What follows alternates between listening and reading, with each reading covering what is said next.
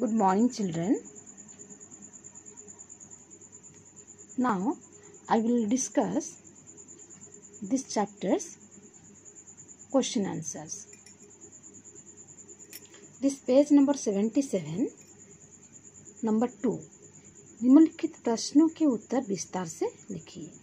First question, जो मांगने वालों को मना करते हैं उनके लिए कबीर रहीम ने क्या कहा है?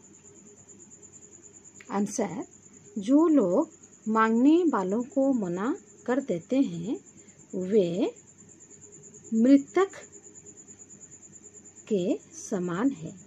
कबीर रहीम ने यह कहा है.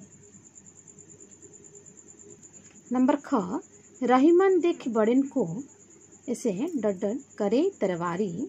इस दोहे के माध्यम से कबीर ने क्या शिक्षा दी है?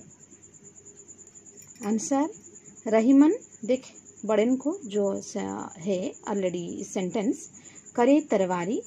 इस दोहे में कबीर ने कहा है कि जीवन में छोटे और बड़े सभी की उपयोगिता होती है. कभी किसी का भी काम आ सकता है, इसलिए किसी को भी तुच्छ समझना अनुचित है. नेक्स्ट नंबर ग, कबीर रहीम ने सरोवर और वृक्ष की क्या विशेषता बताई है? इसके द्वारा उन्होंने क्या समझाया है? आंसर, ग नंबर, कबीर रहीम ने सरोवर और वृक्ष के बारे में बताते हुए कहा है कि सरोवर अपना जल और वृक्ष अपने फल का उपयोग स्वयं नहीं करते. वे इन्हें दूसरों के लिए ही धारण करते हैं. दूसरों की सेवा के लिए ही उन दोनों का जन्म हुआ है. घ नंबर, श्रेष्ठ प्रकृति के लोगों पर कुसंग का प्रभाव क्यों नहीं पड़ता?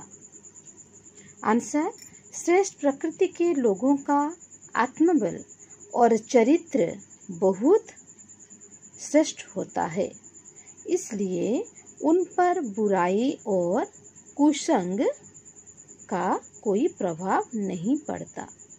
अगर उन्हें कुसंग भी मिल जाए तो भी वे अपने गुण को कभी भी परित्याग नहीं करते.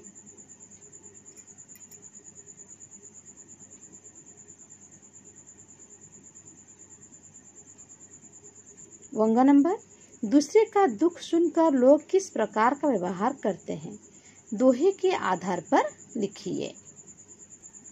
वंगा आंसर, दूसरे का दुख सुनकर लोग सहायता करने नहीं आते.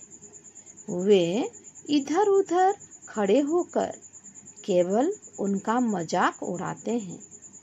उस दुखी व्यक्ति को वे उपहास का पात्र बना देते हैं. च नंबर, किसी के दुख के विषय में जानकर क्या हमें उसका उपहास उड़ाना चाहिए? आंसर, किसी के दुख के विषय में जानकर हमें उसका उपहास नहीं उड़ाना चाहिए, क्योंकि इससे उसका दुख और अधिक हो जाएगा. किसी का उपहास उड़ाना निम्न कोटि का कार्य है और नैतिकता के विरुद्ध है.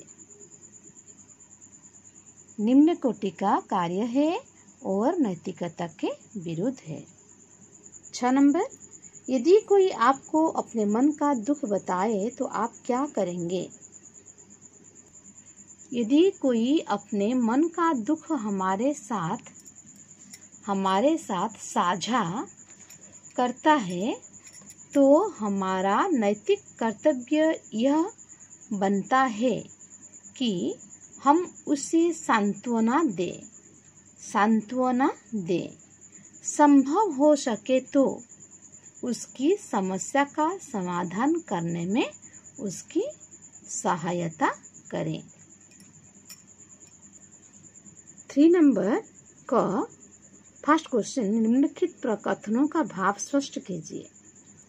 फर्स्ट क्वेश्चन, जो रहीम उत्तम प्रकृति का करी सकत कुशंग। आंसर इस तरह से लिखोगे, जो रहीम ऐसे डट डट दोगे, मीन्स इसका अंदर में सब वर्ड आ जा रहा है।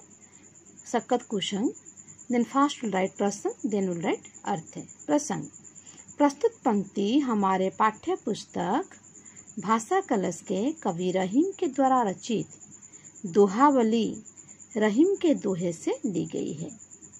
कवि अपने दोहे के माध्यम से मनुष्य को बड़ी से बड़ी सीख दिए हैं।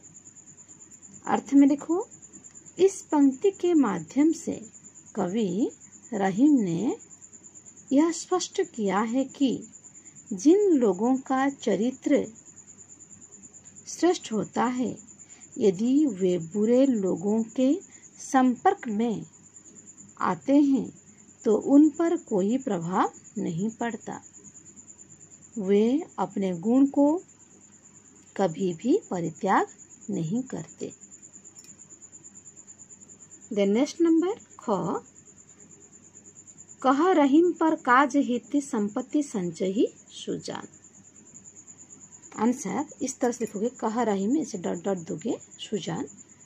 फर्स्ट राइट प्रसंग, प्रस्तुत पंक्ति हमारे पाठ्य पुस्तक भाषा कलश के कवि रहीम के द्वारा रचित दोहावली रहीम के दोहे से ली गई है। कवि अपने दोहे के माध्यम से मनुष्य को बड़ी से बड़ी सीख दिए हैं। अर्थ, इस पंक्ति के माध्यम से कवि रहीम कहना चाहते हैं कि सज्जन लोग दूसरों की भलाई के लिए ही धन एकत्र करते हैं। सज्जन लोग दूसरों की भलाई के लिए ही धन एकत्र करते हैं। Complete this chapters, all answers everybody write in your copy. Okay, thank you.